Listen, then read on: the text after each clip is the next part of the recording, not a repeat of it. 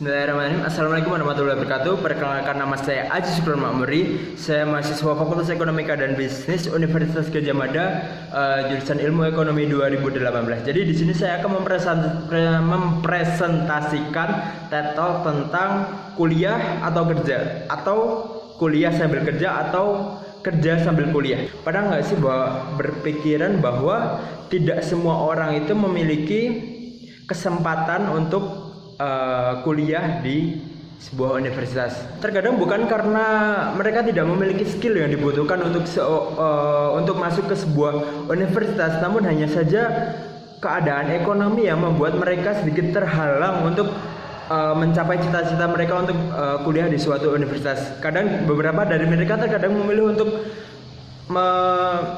menyerah akan cita-cita akan mereka untuk masuk ke sebuah universitas, dan mereka memilih untuk bekerja. Ada juga yang memilih untuk bekerja beberapa tahun lalu setelah itu melanjutkan untuk kuliah. Mungkin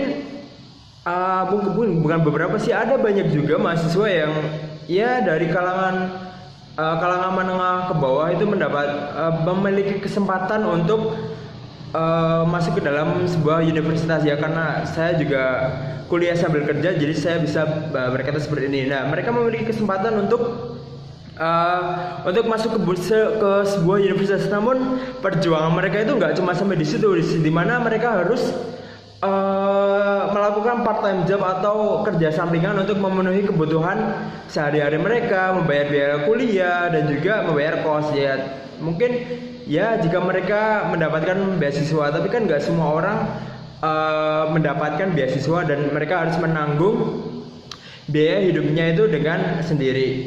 Dan juga setelah itu terkadang mahasiswa yang melakukan part time job itu ya sebelumnya bahwa banyak dikatakan bahwa mereka harus rela kehilangan masa muda dan juga leisure time mereka untuk bersenang-senang, dan juga bisa belajar dengan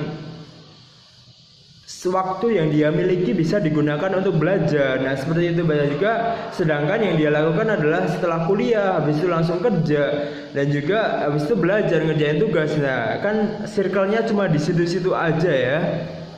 Juga saya sebelumnya juga pernah memiliki pengalaman 2 tahun kerja di suatu perusahaan otomotif. Jadi saya waktu itu melakukan perbandingan dari gaji yang didapatkan oleh karyawan biasa, yaitu lulusan SMA atau SMK, dan juga karyawan lulusan D3 atau S1 ya.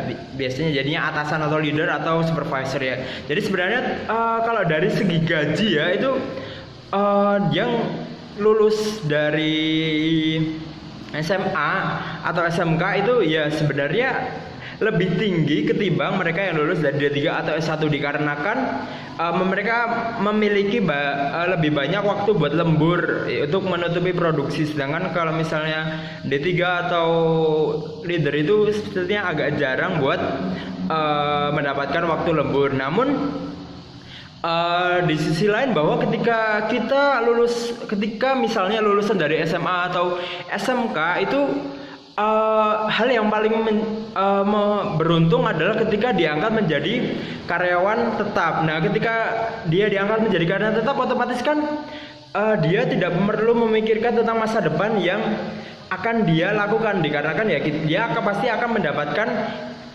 gaji yang terus menerus karena dia sudah mendapatkan sebuah pekerjaan. Nah sedangkan kalau misalnya ternyata dia tidak diangkat jadi karyawan tetap karena sistemnya kontrak nih, ntar dia harus mencari pekerjaan lagi. Apalagi tidak selamanya umur seseorang itu akan berada di usia produktif gitu loh ya. Dan juga nggak banyak juga perusahaan yang akan menerima karyawan di usia yang ya udah tidak produktif lagi seperti itu, atau di usia muda. Ya kalau misalnya dia sebelumnya pintar dalam mengelola keuangan, contohnya setelah dia kerja beberapa tahun dia menyisihkan uang, lalu setelah itu dia membuat suatu bisnis, membuat usaha atau suatu bisnis. Nah, itu bisa saja dilakukan. Namun kan tidak semua orang bisa berpikir seperti itu. Nah, kalau misalnya kita lulusan dari D3 atau S1 atau lulusan dari kuliah, kita akan memiliki masa depan yang sedikit lebih, bukan sedikit, walaupun sebenarnya masa depan itu tiap orang bisa beda-beda, walaupun dengan usaha keras, namun nggak semua orang bisa melakukannya. Ketika lulusan dari kuliah itu, ya ketika mereka merasa tidak cocok dengan pekerjaan yang sedang dilakukan sekarang, mereka bisa berpindah ke perusahaan lain atau tempat lain untuk melamar ke pekerjaan. Bagaimana dengan lulusan SMA atau SMK? Ya kalau ketika mereka nggak cocok dengan tempat kerja mereka bisa pindah kalau berada di usia produktif. Bagaimana kalau usia tua? Ya mereka tidak akan punya pilihan selain tetap melakukannya di tempat tersebutnya. Jadi itu mungkin, dan juga pekerjaan yang diterima lulusan SMA atau SMK itu biasanya lebih ke pekerjaan berat. Nah, seperti itu. Nah, kalau misalnya suatu saat dihadapkan dengan keadaan seperti adanya suatu PHK, apalagi keadaan seperti sekarang, adanya COVID-19, itu banyaknya perusahaan yang melakukan PHK terhadap karyawannya. Oke, kalau misalnya dia lulusan S1 mah, sekarang kalau misalnya dia udah di PHK, dia masih bisa mencari pekerjaan di perusahaan lain. Bagaimana jika dia lulusan dari SMK atau SMA yang dan dia sudah tidak di usia produktif, ya apakah dia masih banyak pikiran yang untuk memenuhi kebutuhannya. Di sini saya juga bekerja sebagai part time sebagai driver ojol, dan juga di mana waktu untuk bekerja itu sangat fleksibel, di mana kita bisa melakukannya kapan aja dan di mana saja. Mungkin yang membedakan tempatnya itu adalah insentif ketika kita berada di tempat di mana kita mendaftar ojol tersebut, maka kita akan mendapatkan insentif di daerah mana. Ketika di daerah lain, maka kita tidak akan mendapatkan insentif. Lalu bagaimana dengan mereka mahasiswa yang melakukan part time job namun tidak memiliki waktu yang fleksibel? Jadi mesti kayak apa ya, mulai dari restoran atau di kedai kopi kayak gitu. Nah, kayak gitu. Nah, mereka tidak ada pilihan lain selain menerima keadaan tersebut, dikarenakan sudah mendapatkan pekerjaan dan juga mendapatkan uang tambahan aja itu sudah sangat lebih dari cukup. Kadang ketika saya mendapatkan orderan itu, biasanya saya kadang suka bertemu nih dengan orang-orang yang bernasib sama, dalam artian bahwa mereka juga melakukan part time job. Biasanya kebanyakan itu biasanya ngomongnya sama, bahwa mereka kadang merasa iri gitu ya. Bukan iri sih, tapi iri juga sih. Kadang merasa bahwa ingin seperti mahasiswa normal pada umumnya, yaitu yang bisa fokus sama kuliah, nggak perlu mikirkan tentang biaya, dan juga kadang ada masa-masa di mana kayaknya enak ya kalau jadi kayak gitu, nggak perlu mikir-mikir, nggak perlu pusing-pusing, nggak perlu bekerja keras seperti ini ya untuk mendapatkan cita-cita mereka dan juga lulus untuk kuliah.